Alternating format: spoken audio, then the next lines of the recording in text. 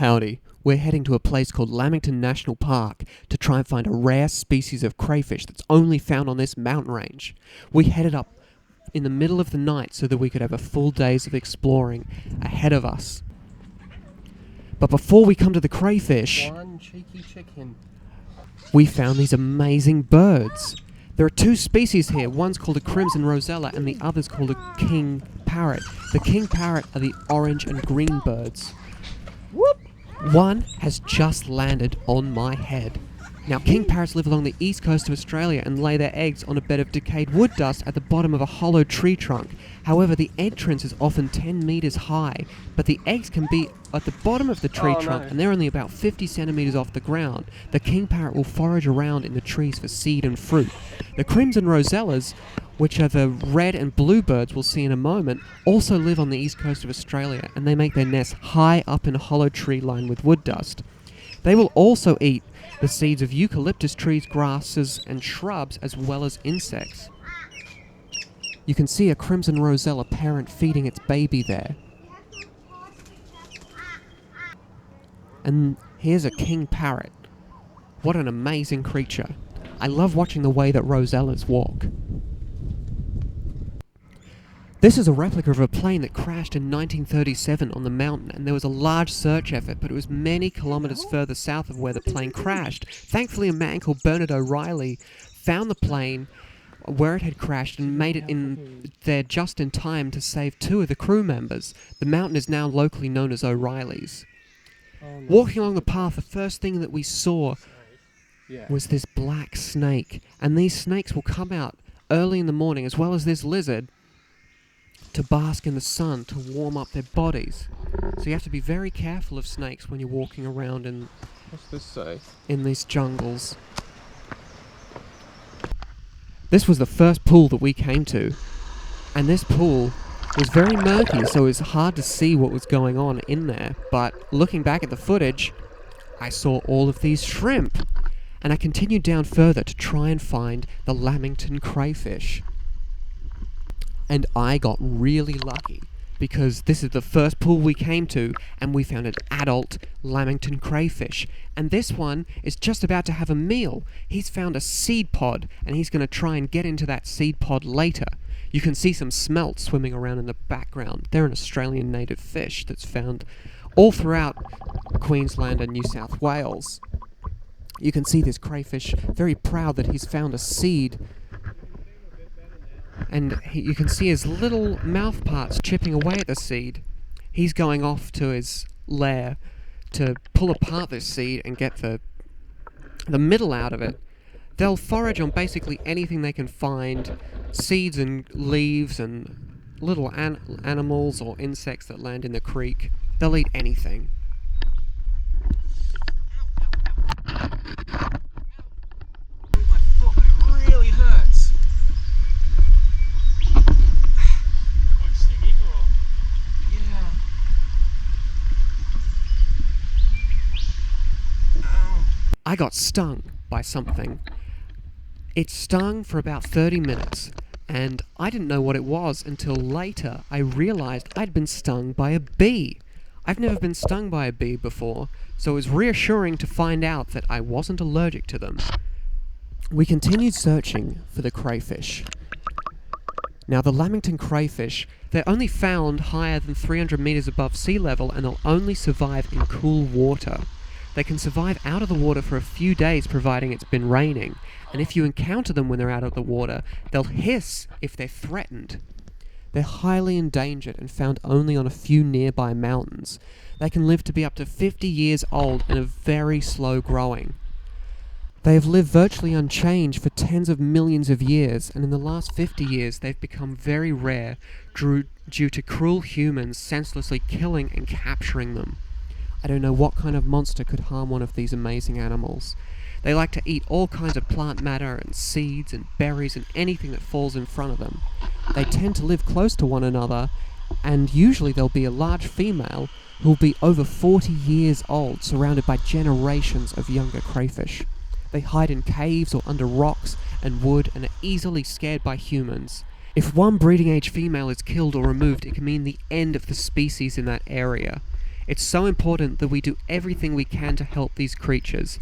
They deserve it, having survived for millions of years despite being a vibrant blue colour and easily spotted by predators. Thankfully though, there aren't any natural predators on this mountain. Their only threat is humans. When they're little though, they do have a threat of eels or birds. However, when they become an adult, there's nothing big enough to threaten them. That's amazing.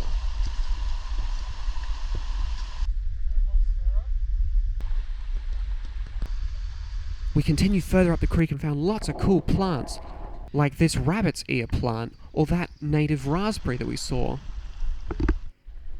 We were looking in every single pool, and we've been walking for well over 4 hours by this point.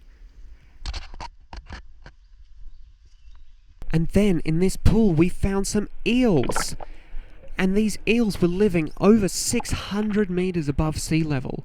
You can see on this one's fins a white growth, and unfortunately that's a fungus that infects these eels. And in the same pool there was another eel. These were longfin eels, and they're found all over Queensland and New South Wales. We also found this cool species of fungus growing out of a tree trunk, and it emits a smell that these little flies like, and the flies will go and they'll get little spores from the fungus all over them, and then as they fly off to other tree trunks, they'll spread the spores all over the forest. We found this cool waterfall and had a good look around it, but we didn't find any crayfish. However, in the next pool, we found a beautiful blue crayfish. This one will be about 20 years old. This one was a bit younger, and you can see how brightly blue these crayfish are. And here was a much larger crayfish. This crayfish was over 30 years old. You can see a little flatworm friend living on this crayfish that we'll get to later. But this crayfish was an adult female, and she was very big. As I said, she was over 30 years old, and you can tell that by her size, and also she's becoming whiter, because these crayfish become whiter with age. You can see her skills crawling across this rock out of the water. I had startled her, so she was trying to get back to her burrow underneath some logs, or underneath some plants, or even underneath some big rocks. So we left her be and continued further up the creek, and we found another cool fungus growing on this tree. This tree was always in the water, so this fungus will likely be many years old. You can see how big it is. It would have roots going all through this tree trunk. We're well into the jungle now. We're really remote and really far away from the path because we decided to follow the creek. But then we came to a crossing where the path was, and we decided to follow the path along to speed up our journey because it was getting to the afternoon by this point, and we hadn't even covered halfway. We were still looking for one of these fully grown adults. That one we saw back there was an adult, but it wasn't the very old adults that we're searching for.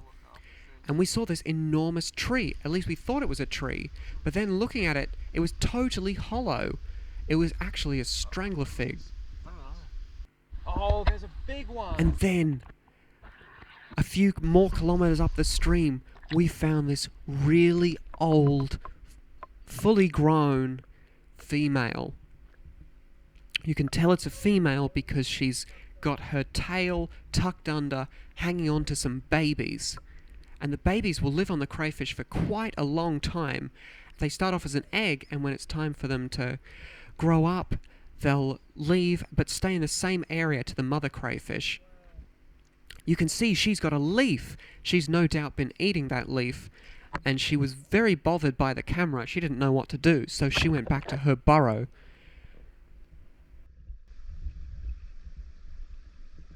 You can see there's a little flatworm friend living on her, which are called temnocephalarans. These worms spend their entire lives living on the bodies of crayfish, and each type of crayfish can have their own unique flatworm species living on them. These flatworms don't harm the crayfish and will protect them from harmful parasites, as well as eating anything that the crayfish stir up when they're feasting. They have a strong sucker that they attach themselves to the crayfish with. They also have little arms that they use to move around and catch their prey with. We continued further up the creek. We were coming to the end of our journey now. Oh, this is the one I was thinking of. And we found these unique falls here. So we climbed up some boulders and a small cliff, and then we got to this remote pool here. It was an amazing pool.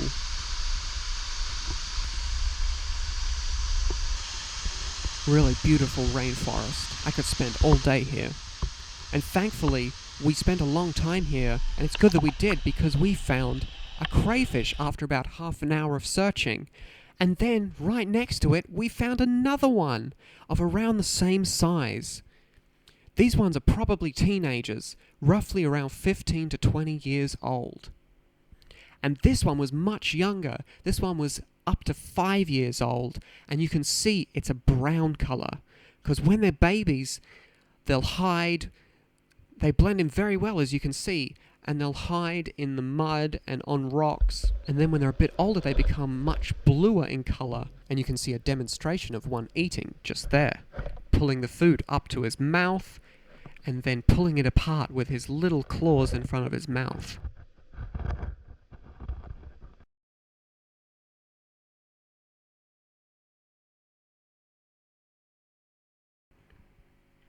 And then we went up a bit further and we found an even bigger pool full of crayfish.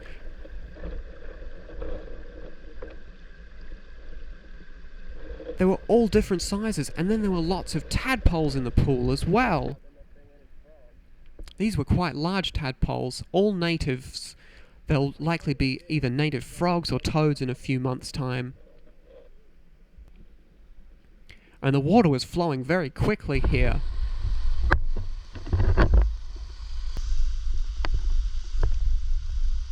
So we had a good look around these waterfalls, and we saw that there were these flying insects. And having a closer look, it was some bees, and the bees were getting a drink at this waterfall. They're such beautiful animals. It's amazing watching them drink.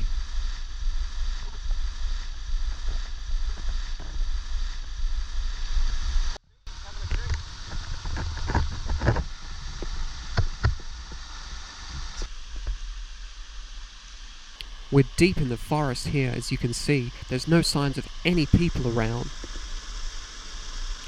And then we looked in this large pool of fast-flowing water, and we couldn't see from above, but looking back at the footage, there were so many crayfish. And here was a fully grown female. She was over 30 centimeters from her head to her tail, and you can see she's tucked up her tail to look after her babies. This species is likely millions of years old, because this mountain that we're on, the Lamington National Park, is over 23 million years old. It formed when the Tweed volcano erupted and the lava flowed down, causing this mountain range to develop and then the forest to grow over it, and this crayfish species somehow made it up there and has been living there ever since. So it's a very ancient species of crayfish. And you can see some little claws underneath that rock. That's that crayfish's burrow where they feel safe.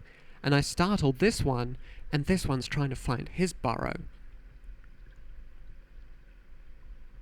They're such beautiful animals, and very, very slow growing.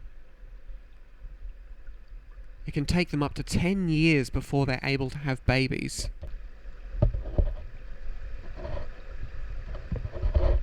And in this pool we saw lots and lots of little baby crayfish. You can see them jump out of the way when the bigger ones move.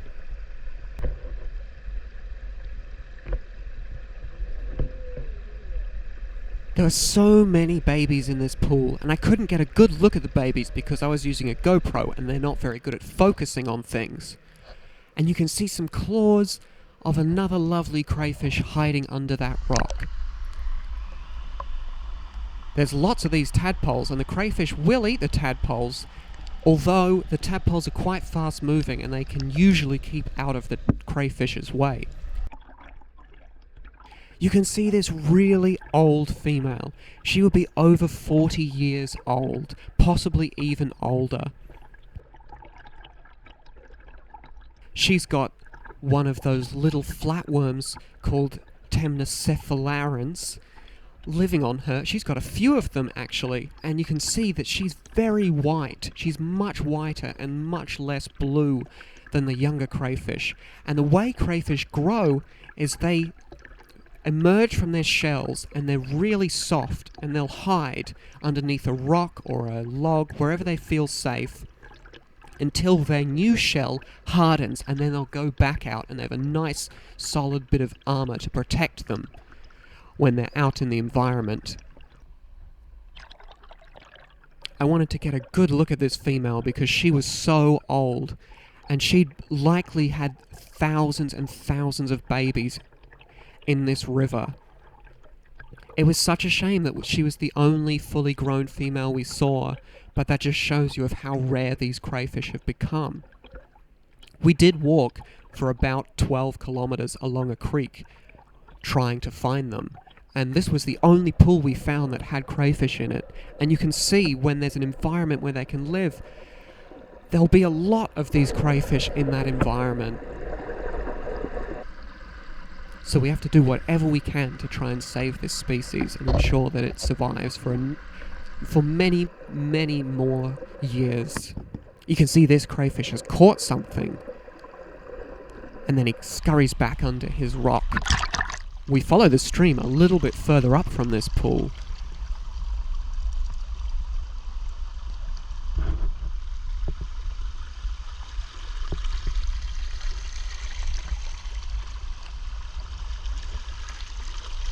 Until we came to this very shallow bit of water here.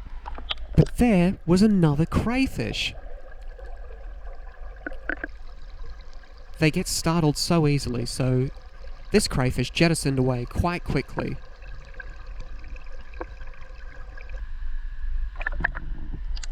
And then here was another one. This is what they look like when they're about 10 years old. And here's one that's lost a claw. Unfortunately, when a crayfish loses a claw, until it gets a new shell, it doesn't have that claw anymore. But when it gets a new shell, they have this amazing ability to regrow limbs. So they'll regrow their claw, and it'll start off small. Then when they molt again and change their shell, it'll get a little bit bigger and bigger and bigger until it's fully grown again. So although that crayfish was missing its claw, it will regrow one in a few months' time.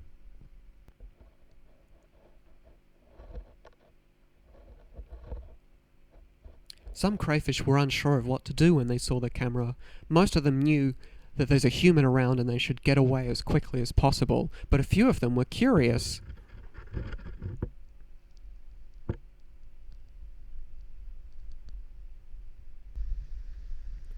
There's another juvenile crayfish. It's so interesting that they can go from this brown to that bright blue to that mottled blue and white.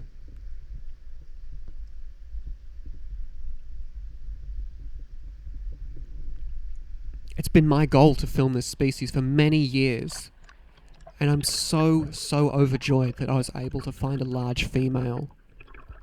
Look how big she is! I just can't believe that people would catch these crayfish.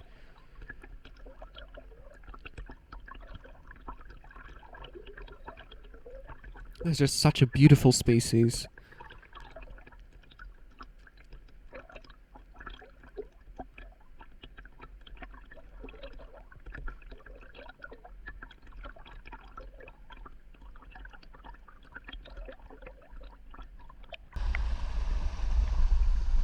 We got one final look at the big female and startled her in doing so. So she went back to her cave and I didn't want to disturb her anymore. And now let's listen to the noises that these birds make when they're eating the seeds.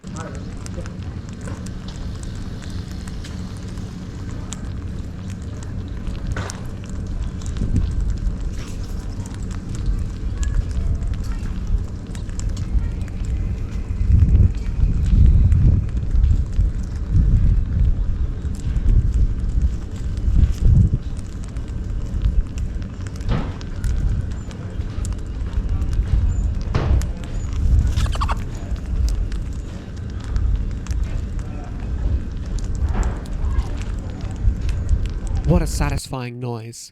It's time for us to go now. I hope you learnt something about these amazing crayfish and about the other species that live on this mountain and the species that live on the crayfish. Thank you very much for watching. I hope you enjoyed it.